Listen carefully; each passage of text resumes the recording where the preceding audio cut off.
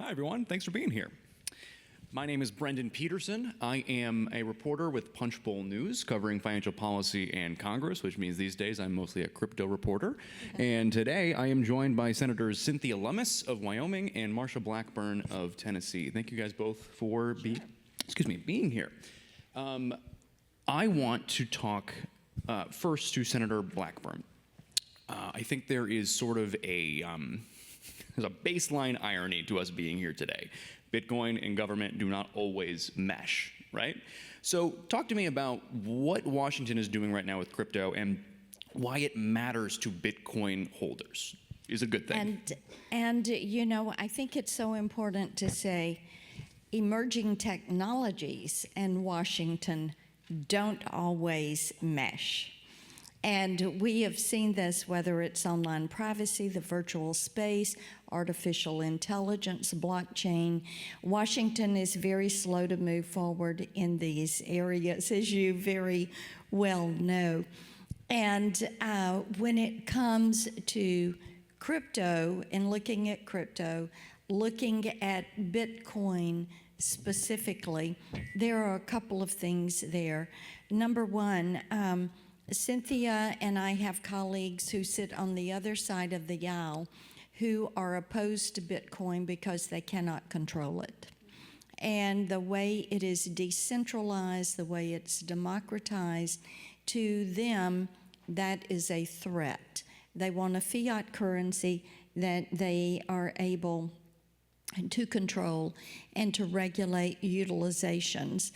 And so this is out of their hands, and because of that, they are not given to recognizing it. And I will say this, when you look at Washington response, the poster child should be Gary Gensler, and we never want someone that has that mindset toward change in an administration again.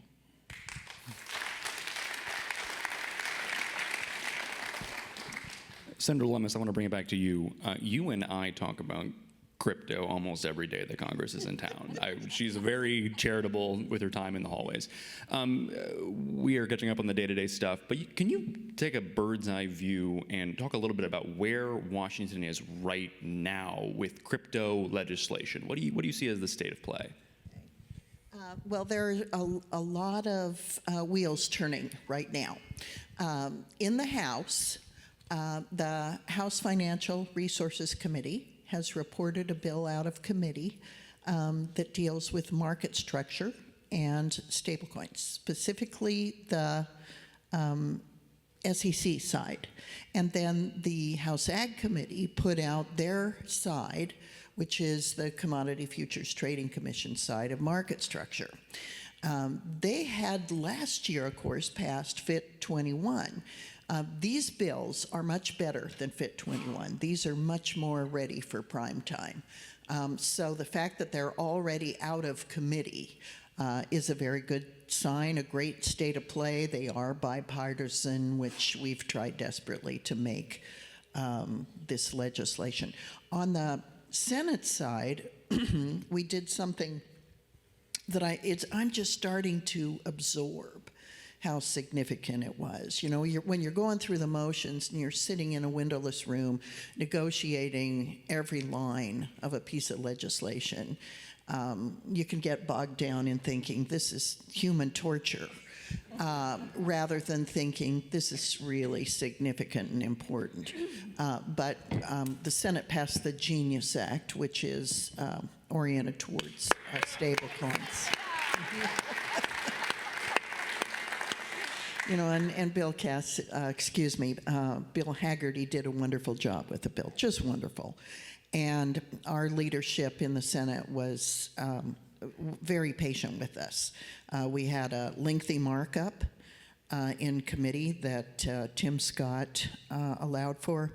Then we had a surprise turn of events by the minority party and struggled to get that bill through cloture. In fact, we lost a cloture vote. And Senator Thune was kind enough to allow us another run at it.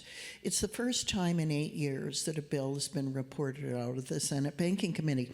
So we'd lost our muscle memory in how to legislate out of the Banking Committee. There's very few people there who have legislated in a very long time, which is kind of shocking. Senator. So we're in a good place. I was going to ask you, after the experience that you had with Senate Democrats on the Genius Act, how you feel about the party's willingness to engage on crypto. You had a big bipartisan vote, 18 people, led by Kirsten Gillibrand. Do you feel good about that? Did you want more people? How are you feeling about market structure? You know, I do feel good about it, in spite of the fact that it was kind of a tooth-pulling exercise in the Senate. I still feel good about it because we did have bipartisan engagement, and finally some people who've been really resistant to try to fix it. We've had some critics that seemed unable to engage, that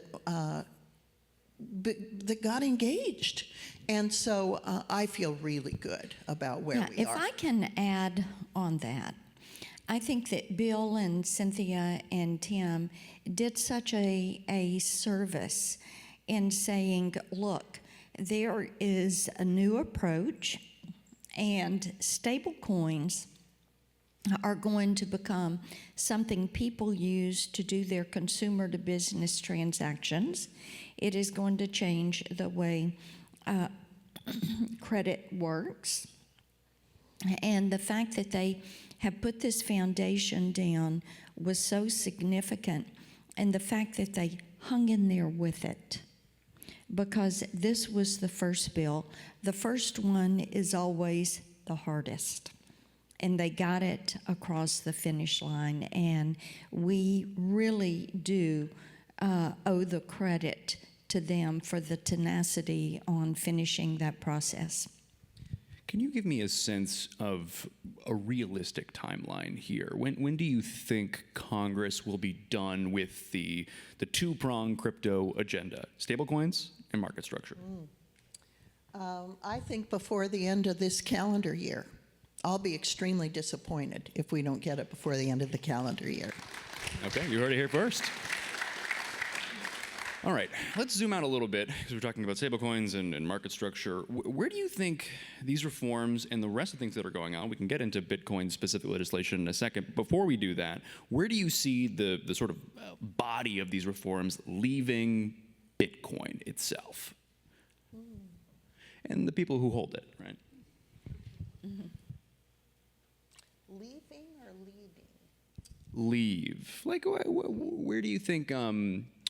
Do you think, maybe the more technical way to ask it is, do you think that the way in which people interact with and use Bitcoin is going to change as a result of what you're doing here in Washington? You know, one thing, if I can jump in on this, Cynthia, and Cynthia's Bitcoin Act, I think may actually end up being the one that we move forward on because of the strategic reserve that is there. And President Trump has done an executive order on that. And Cynthia's leadership is so vitally important on that. Now, here is one thing, and it involves everyone that is in this audience. The more accepted Bitcoin becomes, and then people realize there is an opportunity to take these assets that have been the confiscated assets and really put the base in place for a strategic reserve, and how it helps us hedge against currency risk, how the growth helps us deal with the debt. These are becoming components that are more widely received as more people have their blue wallet on their phone and they're looking at the value of their Bitcoin, and the importance of President Trump moving forward with that and Cynthia's leadership to codify that action, I think has a significant impact, and more of our members are realizing the value of doing that. Senator Lummis, talk about your the Bitcoin Reserve legislation. We just heard about the merits of it, the case for and against it on stage. But talk about the where the politics are right now. Do you see this becoming law anytime soon? I think we'll be doing market structure and stablecoins first. Then hopefully in the next calendar year, we can move into a legislative framework for a strategic Bitcoin reserve. In the meantime, I do think Treasury has some independent tools that it could use to convert current assets that are underperforming into Bitcoin, which now has enough of a track record that you can chart its performance. And it's very clear that the additional adoption of Bitcoin has improved, as everyone thought it would, its stability. So the theories behind Bitcoin are proving out in real time. So it's pretty clear that Bitcoin will be an asset worthy of strategic importance and a strategic reserve. There's an interesting thought that Admiral Papano has, that Bitcoin, and he is the head of our Indo-Pacific Command, and he's a firm believer in a Bitcoin strategic reserve as a geopolitical tool projecting strength, military strength, financial strength. So having support like that within the military is very important. Having the support of the president is extremely important. So I'm hoping we can convince more in Congress to understand the fundamentals of Bitcoin. And I'd like to recommend a book if I could. Please. Okay, so I just finished reading a book called Bitcoin Age by Nick Bhatia, who is a professor at USC. And he reminded me of something that was very helpful to me, having just come out of the difficulties we had getting the Genius Act passed. And that was that during the 1980s and 90s, the NSA did not want cryptography to become available within the private sector. Cryptographers and their work were considered by the NSA to be a weapon, and it wasn't available in the private sector. They were going to prosecute, and did prosecute, some of the cypherpunks that were working in the early stages of cryptography. Then the courts got involved and determined that cryptography, algorithms used in a blockchain format, is protected free speech.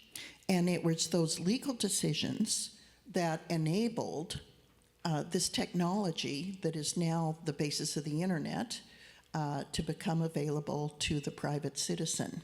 It also enabled the birth of Bitcoin. Bitcoin would not have existed but for the NSA's talons being clipped by virtue of the First Amendment to the U.S. Constitution. So we have to remember that there's always been this mentality in our government that they should control this. And Senator Blackburn mentioned that a few minutes ago. But I'd forgotten about the battles that these early pioneers in cryptography had to endure in order to make this technology available to all of us. And now Bitcoin is available to all of us, as, right, and this is you why said. we talk so much about making certain that we free up these emerging technologies, and the work that we are doing around blockchain, the work that we are doing around AI, the work to do an online consumer privacy legislation that would allow you, the individual, to control your virtual you. Because we've seen what happened when government said, we want to control the internet. And that did not go well. And as Cynthia said, it reverted or fell toward that free speech issue. And one thing this crowd will enjoy, today Senator Blumenthal and I are refiling the Open App Market Act, which will remove Apple and Google as the gatekeepers for apps that you want to put on your Apple or Android. And it will allow you, the individual, to work directly with the innovator or the business and put whatever you want on your phone.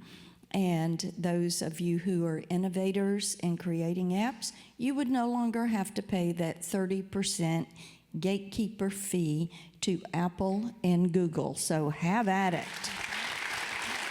We'll take the news. That's good stuff. Speaking of news, I want to ask you both a couple of just news of the day questions. Let's start with, we were just talking about national security, so I wanted to briefly pivot to the Middle East. With everything we're seeing in Iran and Israel's conflict, I want to ask Senator Blackburn, I know this is a particular issue for you in terms of national security. Where do you see the role of Bitcoin or crypto in general in a national security context like the instability we're seeing in the Middle East? And Cynthia alluded to that with Indo-PACOM and what we are seeing and why we are increasingly seeing that tie between economic security and national security.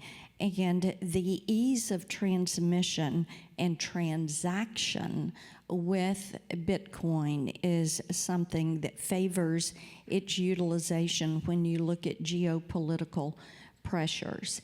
And I am very pleased that there is the Iran-Israel ceasefire. President Trump has given a masterclass in foreign diplomacy as he is handling this situation, and we are hoping that we will see peace in the Middle East. Senator Lummis, I want to ask you about the reconciliation, which is obviously taking up a lot of both of your times. But I know, but 24/7. Senator Lummis, you have been thinking and working on crypto tax legislation for a hot minute. Are we going to see any of that in the reconciliation package? Yeah, I proposed some. We're still working with the parliamentarian. There are weird processes in the Senate. The parliamentarian weighs in on things called the Byrd Rule. And then the Congressional Budget Office and the Joint Committee on Taxation deal with how these things score. So some of the things I've been working on, and again, it's too soon to tell because the scoring first came back at like 8 billion, then they came back at 2 billion, and yesterday they came back at a negative number. So I'm sort of battling with the scorekeepers. You've done it too, I know. Is that a technical issue with how they understand crypto, or is it the shape of the policy itself?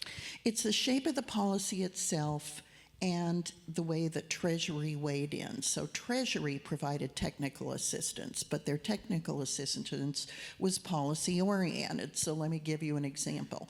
I proposed a de minimis exemption for transactions below $600. The Treasury Department, through technical assistance, said we also want a cap of $5,000 per year. And so when that was rescored, it came up negative. So that's a non-starter with reconciliation. So that's why reconciliation is such a challenge. Yes, we have the Congressional Budget Office, and the Congressional Budget Office is always wrong. And they provide us these scores. I don't know why we listen to these people. They are always wrong. Their numbers never work. And there are some of us, I sit on Senate Finance Committee, and last September when we looked at making the 2017 tax cuts permanent and how we would proceed, I said it only makes sense that we would have some dynamic scoring which is agencies outside of the federal government, to then juxtapose against CBO, which is static scoring. Now, it is common sense. If you take an action, it is going to yield a reaction. To say you take an action and nothing happens, then why would you take the action? So CBO assumes that nothing happens. So the fact that with policies like Cynthia's, with de minimis, of course these transactions should be included in de minimis. That would make sense. But CBO does not understand the broader reach of that application of de minimis, and they don't take into account the reaction that would be there. Yeah, Marsha, you got to be so frustrated being on the finance committee, but I am so glad you're there. I'm glad I'm there. I'm covering her suggestions. Okay, we are just about out of time. I don't want to take up too much more of our time, but let's just end with a final closing thought from either of you. 30 seconds. Why should Bitcoin holders be optimistic about what Washington is doing right now? Well, I do think that optimism is warranted. Finally, we have an administration that understands digital assets and is favorable to them. The last administration was exactly the opposite. There's now finally an appetite for legislation that creates clear rules of the road. So if you form a business around Bitcoin, you don't have to deal with concerns that the SEC is going to slap you with an enforcement action, because we're going to make the rules of the road clear. And the people, sometimes people is policy. And at the Fed, at the OCC, at Treasury, at Commerce, and certainly in the White House, we have an opportunity to work with the personnel to get more reasonable policy and get it in a timely manner so the U.S. can lead again. So I'll say this. The bottom line is we should never get used to following as a country. We always should assert ourselves as leaders. And this is an area where we allowed ourselves to sit on our hands and get back, and we're turning that around. It's exciting, it's important. Geopolitically, the world is waiting for us to lead in this area. The people in this room are leading in this area, and it's time that the government joined you and lead in the area of digital assets. I would say amen to that. And people are realizing the utilization is more widespread than maybe they thought. And one of the things we're trying, as we have this sliver of light, one of my goals is in our federal retirement system to offer a Bitcoin ETF as an investment option for federal employees. And here's your leader right here. She's fighting for you every single day, and happy to be her wingman. So thank you all. That's all the time we have. Thank you so much for joining me on stage. If you want to learn more about Punchbowl News, find us at a table outside. We'll talk about the vault and all that good stuff. Thank you both, Senators. Thank you.